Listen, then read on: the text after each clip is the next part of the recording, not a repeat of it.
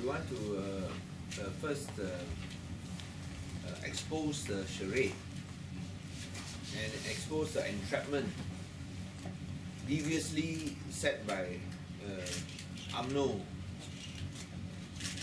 on this issue. First, I want to stress that the state government opposed the motion. Number one, because it would require us to state the obvious, because when you ask for DIA, this is provided under the law. But when you talk about any reclamation project above a certain size, above 50 hectares, you have to provide for DIA. There's no two ways for it. So there's nothing new there. But that motion also talked about postponing new reclamation projects. And you know, any reclamation project, you will need a DIA. You have to go through the process. It requires public feedback and of course DIA. And our concern is that covers also those reclamation projects which have not commenced but are approved. And that will entail compensation payments made by the state government. Now, during that debate, he refused to account for his role as part of a government that approved 3,241 acres. I think that was what happened. Can I call Ilyas? Ilyas, call Ilyas. Where's the here. He was part of the 3,241 acres. So I find it completely incomprehensible. I find it a clear case of double standards. When he is the one to be part of government or involved in approving 3,241 acres of land, and yet he wants to talk about stopping reclamation. And we are forced to accept this reclamation which is approved by his government and which he was a part of during that time. And we're asking that during yesterday's meeting, you know, I was there asking, apologize. First, you want to talk reclamation, you better apologize for agreeing to this and approving this reclamation. Apologize first. He did not answer at all. He did not deny that he had played a role. He did not apologize. So we know that this was only a clever trap. I mean, it's just like, you know, asking, getting someone who had approved the reclamation now turning around to say that they oppose reclamation. What type of principle is this? Especially when he did not apologize for approving the reclamation in the first place. So we had said that this is a very clever trap, and unfortunately one of our members was entrapped, but I think he realized, and that's why yesterday you know that he had apologized and apologized to the party, and that he will be willing to accept any punishment meted by the party. I think that's passed. But I just want to state that the people of Penang elected us to be different from UMNO, not to be like UMNO. You must account for what you have done. Without any full accounting, just as we have said just now in the conference, without any full accounting, there can be no reconciliation. Without any full accounting, there can be no fresh start. Saya ingin tegaskan bahawa daripada 3,241 ekar, hanya 794 ekar telah pun ditebus guna, dan baki dia 2,500 ekar belum ditebus guna, dan ini adalah semua telah diluluskan oleh pihak Kerajaan Negeri. Kerajaan Negeri hanya luluskan 60 ekar saja. So, kalau kita sebut tentang 2,500 ekar yang belum ditebus guna, dengan usul sedemikian kita akan terpaksa untuk menangguhkannya, dan ini akan menyebabkan bayaran pampasan dibayar. Ini bukanlah jumlah kecil, libatkan beratus-ratus, mungkin lebih daripada beratus-ratus juta ringgit, mungkin lebih daripada itu. Itulah sebabnya kita menentang usul ini. Dan yang paling penting ialah kita tak faham macam mana seorang yang luluskan terus guna sekarang nak menentang. dan tak mengakui peranannya yang meluluskan tampakan laut yang terpaksa kita akur dan terima, sekarang pula nak menentang. Itu sama dengan orang yang buat jahat, sekarang tak mengakui dia jahat, nak cakap orang lain jahat, seperti kita pula yang salah. Ini yang kita tak boleh terima. Yang jahat itu cakap, oh dia sekarang baik, tak mau akui dia jahat. Yang terpaksa menerima kejahatan itu, oh itu yang jahat. Sungguh kita hanya menerima kejahatan itu saja. You understand? Dia are the one that had mereka lah yang buat jahat. Tak mau akui mereka buat jahat. Kita terpaksa menerimanya. Sekarang pula seakan-akan kita yang jahat. Nah, ini adalah sesuatu yang kita tidak terima. Lebih-lebih lagi bila kerajaan negeri terpaksa menanggung kesan daripada itu. Nah, itulah sebabnya kita mengambil keputusan untuk menentang usul. Semua pun kita lihat, oh macam ini satu perkara baik, tapi sebenarnya ada banyak-banyak perangkap yang dia nak pasang dalam usul ni. So itulah saya rasa saya nak menjelaskan tentang kedudukan dan pendirian kerajaan negeri. Jalan kita dikaburi dengan permainan licik itu pihak parti pembangkang, yang mereka sekarang double standard. Bila dia dalam kerajaan dia buat, bila dia dalam pembangkang, dia tak buat. Sebaliknya pula salahkan kita yang terpaksa menerima dan melaksanakan apa yang dia telah tanda tangan.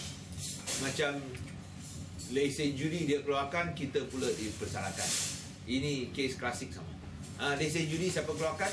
Lesen judi kerajaan pusat keluarkan. Tapi itu salah kerajaan negeri. Kita tak akan terima keadaan sedemikian. So saya henti sekejap di sini. Ada apa-apa soalan? Kalau ada yang tak faham. 3241 744 has been reclaimed. So around 2005 lah. So where are these areas? No, E&O, Rayston. E&O, Rayston are the two main areas. 3241, 2500, not 3,241. that's the total.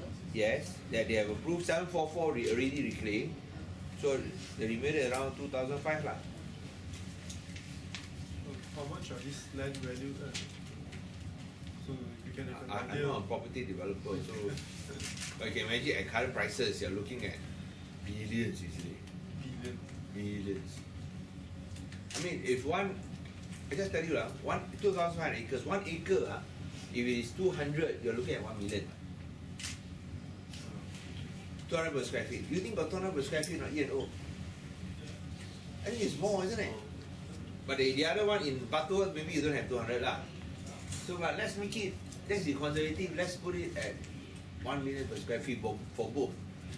For 1 million per acre for both. You're looking at 2.5 million. Just land price alone. So you imagine who will benefit? The motion has any merits because whatever they are asking for in the motion, like transparency, DEIA, and also to cancel any project that's not beneficial to the people. I mean, these are things that would be asked by anyone. But it's superfluous because it's already provided under the law. We cannot, a state government cannot move a motion that exceeds and go outside the law. We talk about DEIA, we talk about public feedback, that's already provided under the law. So when you go and talk about motion about asking for feedback or asking for DEIA, that's provided under the law, and we have gone through the entire process. What we cannot agree is that they now want to be holier than thou. We cannot accept that they are holier than thou when they are the one who vote the project. And I had told him, you man up first. You want to move this motion, you man up. You man up by saying that you are the one responsible for approving these projects which you have forced us down our throats. You forced down our throats, you man up, apologize. He refused. He just kept quiet, he didn't answer. He did not answer. He even said that, wow, today you are so fierce, I was frightened. Jantung hati saya berdegup-degup. You were so fierce and ferocious in your speech. I mean, I don't think I was fierce and ferocious. I was just very firm, exposing his hypocrisy and the whole double standards displayed by him. And then he mentioned is postponement. You know what is the impact of postponement? You got to pay compensation. Oh, of course, he said, I'm talking about other new projects lah. Come on lah. Other new projects, you don't even need to go and mention this because DEIA is all mentioned in the law. It's only provided by national law. It's not state law, no, Susan. I think it was It's clear in national law. the motion that you mentioned new project. No, he mentioned new. But the problem is, if you talk about mention new, Susan, it's already provided under law. It's superfluous. So he was referring to those projects where the reclamation has not started. No, I think what he was saying was there ought to be an EIA before there's an RFP. No, before you must provide for EIA. Why was such thing? Before No. EIA you provide RFP. That's nonsense lah. That's what You are he was also being saying. caught by his lies.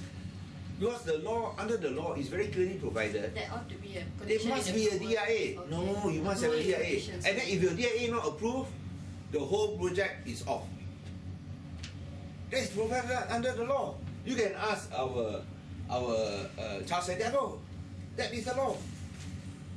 He has been involved in this reclamation. He knows if the DIA is not approved, the reclamation is off.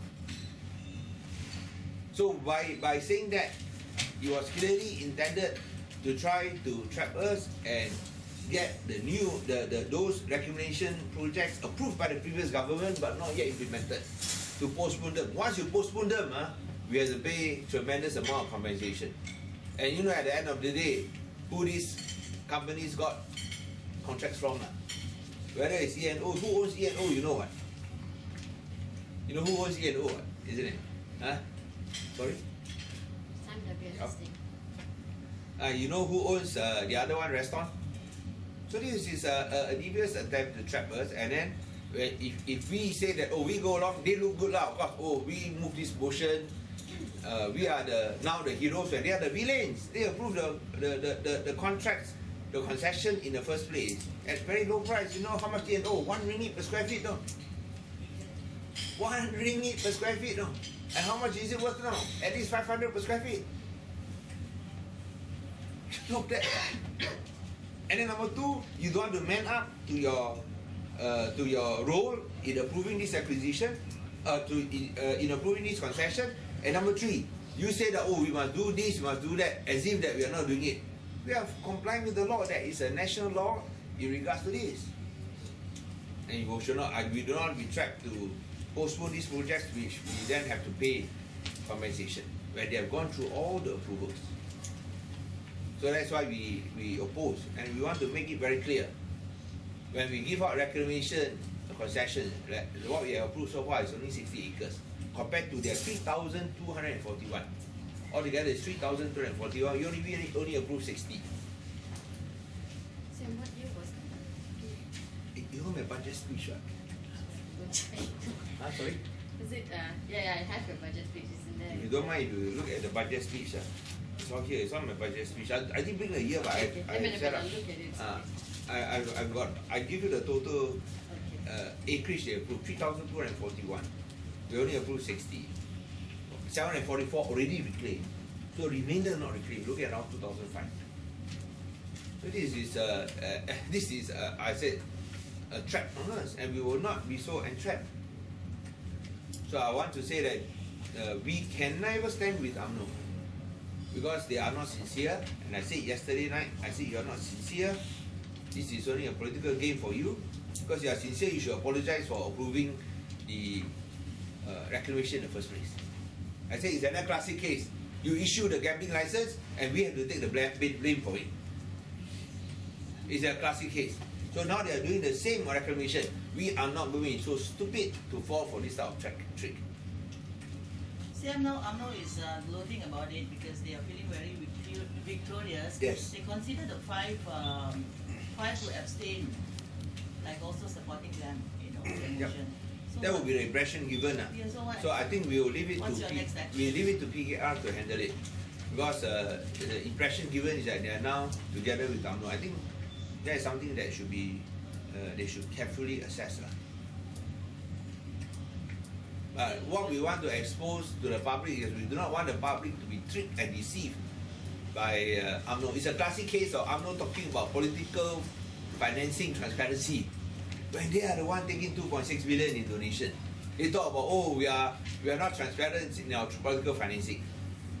We do not agree to political financing. We agree to political financing. political financing disclosure requirements. We do that all the time. It's a classic case. Now they are doing the same. And when they are the ones that is the culprit, when they are part of the problem, they want to show they are not part of the solution. They are part of the problem. Okay? But the action yesterday of kind of pressuring Tay to withdraw his support. I mean, No, that he comes said it on his very own. harsh on your, on the parties. No, he said it on his own. So it's How do you convince him to apologize? no, the same way as we explained to you just now. Same thing. And then I think he saw the light. He saw the light. Blind. Huh? Was blind. No. No, I was blinded by I think it's a very devious and very licik. What do you call licik? Very sleek. He's a sleek operator. That Prabotong fella is a sleek operator. Sleek Charlie like that, sleek operator. Sleek Farid. But that's why we refuse to fall for this trap. And you can see that the entire ESCO was very firm. Everyone was very firm, but we knew what it was going at. But of course, I think YBT only realized it after he had supported the motion, and he realized the import what he had done. I think everyone was horrified. He was horrified later, and that's why he was so fast. It's not easy to get him to back down. You should know. But we have never forced him to back down. But this time we felt that it was necessary, because for him to be seen to be standing with UMNO, it's almost unforgivable. And then he realized that, and that's why he apologized and was willing to take any punishment meted out by the party. Okay, I think that one is for the present moment is closed lah. Okay, now the one you are questioning on this the PKR, I say I face these questions from you directly, Susan. That I think this is something they have to deal with. They have to assess whether by these actions, standing together with UMNO on a matter where UMNO is the cause for it, whether this can be accepted by, or this is readily accepted by their supporters. Will you be talking to Wan Aziza about this? If I see him, I would definitely prefer lah. I would definitely prefer what has happened. Okay, any questions? CM, will party take any action against the YBT? No, yesterday he had said that he'd be willing to accept punishment from myself and Saudara Chow. I think since he already said that, let there be a cooling off period, and I will discuss with Bobby Chow later. Let there be a cooling off period first. That's why I say for that time being, since he has realized his mistake, he used the words mistake, he apologized. I think let's move on from there. And I think the other issue will be looking at the PKR's actions, that they have also been deceived by this very sleek motion. Ini usul amat licik oleh UMNO. Dia yang buat jahat, kita pula kena tanggung. So no decision action will be taken against him. No, I said let there be a cooling off period. I'll discuss with Chow. He said he has apologized and is willing to. Number one, he said it's a mistake. He apologized and willing to accept punishment from myself and Bobby Chow. I'll discuss with Bobby Chow later, but let there be a cooling off period. I think like what Susan asked just now is correct. Now is the focus will be on PKR, and that I agree lah. The focus now is on PKR. I mean, don't think that we don't have conscience. We got conscience. Okay. Any other questions? Or you want to say anything?